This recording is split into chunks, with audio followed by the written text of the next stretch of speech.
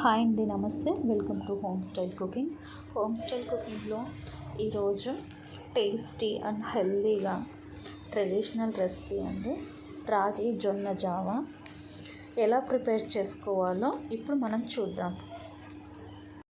ముందుగా stove on చేసుకొని మంటని మీడియం ఫ్లేమ్లోకి అడ్జస్ట్ చేసుకోండి. ఒక గిన్నె పెట్టుకొని ఇందులో 250 ml వాటర్ యాడ్ చేసుకోవాలి. ఇందులోనే మీ టేస్ట్కి తగినంత సాల్ట్ని కూడా యాడ్ చేసుకోండి.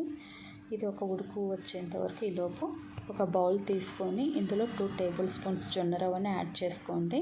ఇది నేను ఇంట్లోనే జొన్నల్ని శుభ్రంగా వాష్ చేసి ఎండబెట్టుకొని మిక్సీ జార్లో బరకగా ఆడించుకున్నానండి. వాటర్ని యాడ్ చేసుకొని స్పూన్తో మిక్స్ చేసుకుంటూ ఇలా ఉండలు లేకుండా కలుపుకోవాలి. ఇలా కలుపుకున్న దాన్ని మరుగుతున్న వాటర్లో వేసుకుంటూ కలుపుకోవాలండి. చిక్కపడేంత వరకు కలుపుకోవాలి. ఈ విధంగా 3 minutes టైం పడుతుందండి బాయిల్ అయ్యేలోపు. ఈలోపు ఇంకొక బౌల్ తీసుకొని ఇందులో 2 టేబుల్ స్పూన్స్ రాగి పిండిని యాడ్ చేసుకోండి. ఇందులోనే కొద్దిగా వాటర్ని యాడ్ చేసుకొని స్పూన్తో మిక్స్ చేసుకుంటూ ఉండలు లేకుండా కలుపుకోవాలండి. ఈ విధంగా కలుపుకున్న రాగి పిండిని మరుగుతున్న జొన్న జావాలో వేసుకోవాలండి. ఈ విధంగా చిక్కపడేంత వరకు కలుపుకోవాలండి. ఇలా చిక్కపడేంత వరకు కలుపుకోవాలండి గరిటెతో. ఈ విధంగా చిక్కపడేంత వరకు ఇలా కలుపుకుంటూనే ఉండాలండి. ఈ విధంగా కలుపుకుంటూనే ఉండాలా. జొన్న రవ్వ ఉడకడానికి టైం పడుతుందండి. మంటని మీడియం ఫ్లేమ్లోనే పెట్టి ఉడికించుకోవాలండి.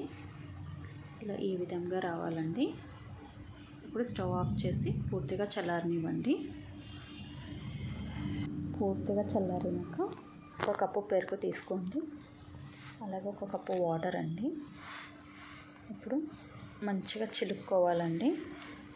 చిలుక్కోవడం వల్ల స్మూత్ టెక్స్చర్ అనేది వస్తుందండి. పెరుగు పలుకులు లేకుండా ఉంటుంది.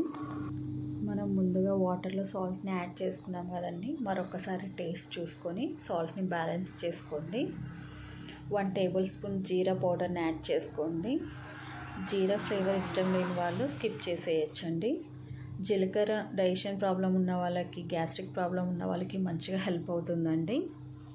ఇలా ఈ విధంగా చిలుక్కోవాలండి. ఇలా స్మూతీ టెక్స్చర్ అనేది రావాలండి. ఎంత చిలుక్కుంటే అంత స్మూతీ టెక్స్చర్ వస్తుందండి. ఇలా ఈ విధంగా రావాలండి. ఇలా చిలుక్కున్న దానిలో సన్నగా కట్ చేసి పెట్టుకున్న అల్లం ముక్కల్ని యాడ్ చేసుకోవాలా. అలాగే సన్నగా కట్ చేసి పెట్టుకున్న ఆనియన్ ముక్కల్ని ఇలా నలిపి వేసుకోవాలండి. ఇలా నలిపి వేయడం వల్ల మంచిగా ఫ్లేవర్ అనేది జావాకి పడుతుంది.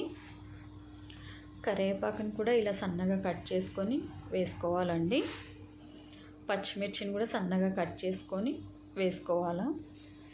క్యారెట్, కీరా అనేది కూడా సన్నగా తురుముకొని వేసుకోవాలండి. క్యారెట్, కీరా అనేది ఆప్షనల్ అండి. అలాగే సన్నగా కట్ చేసి పెట్టుకున్న కొత్తిమీరని కూడా వేసుకోవాలండి. ఇలా వేసుకున్న వాటిని మంచిగా మిక్స్ చేసుకోవాలండి. ఈ విధంగా ఇలా మంచిగా మిక్స్ చేసుకోవాలండి. అంతేనండి, అయిపోయింది మన జొన్న రాగి జావా.